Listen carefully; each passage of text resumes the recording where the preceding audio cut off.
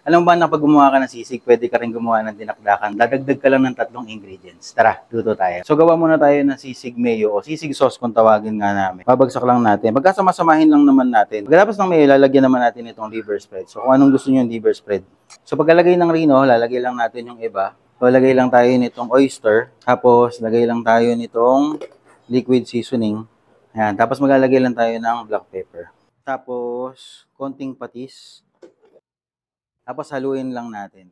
So meron tayong ditong baboy na gagamitin natin para sa sisig. Basic lang naman to, pakuluan nyo lang, tapos lagyan nyo lang ng konting asin, paminta, para magkaroon na siya ng lasa kung ano yung gusto nyo ilagay.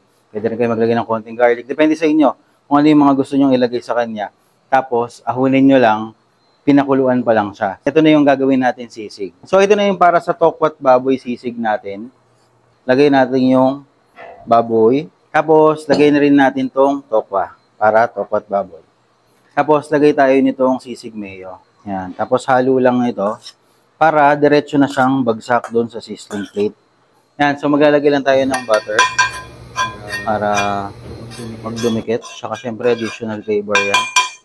Lagyan din natin siya ng red onion. Tapos, lagyan na rin natin tong ating tokwat baboy. Yan. So, meron na yung sauce, no? So, nilalagyan ko siya ng gitna kasi doon natin lulutuin yung pinaka-itlog. So, lagyan natin yung itlog. Yan. Tapos, lagay lang tayo ng red onion. Lagay tayo ng green chili.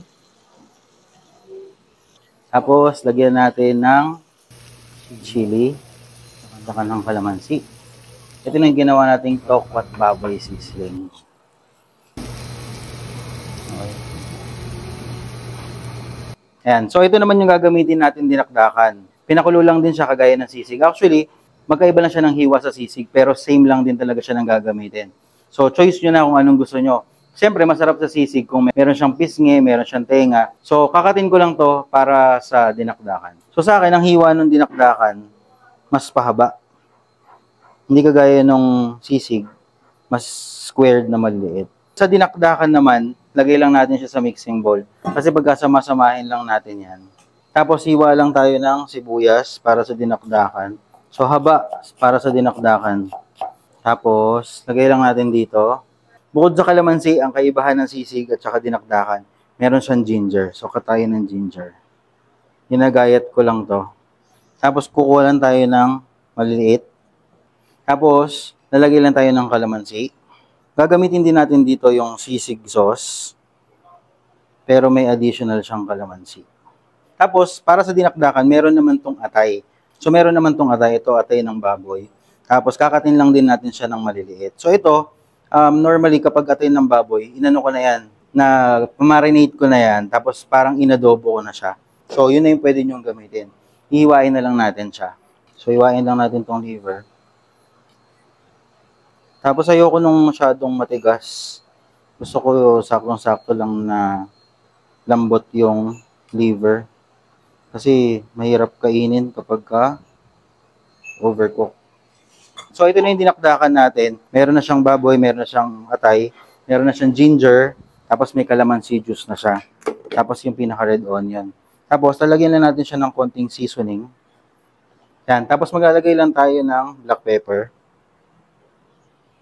Tapos, konting patis, pampaalat.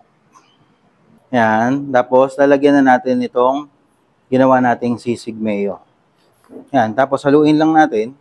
Ito, mas gusto ko to mas maraming sibuyas. So, dadagdagan natin siya mamaya ng sibuyas. Lagyan na tayo ng sili. Yun ang kulang niya. Lagay natin dito sa plate natin.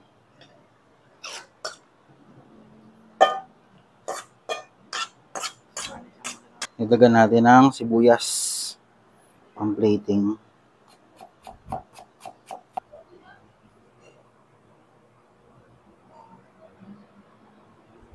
Ito na yung finished product ng dinakdakan natin.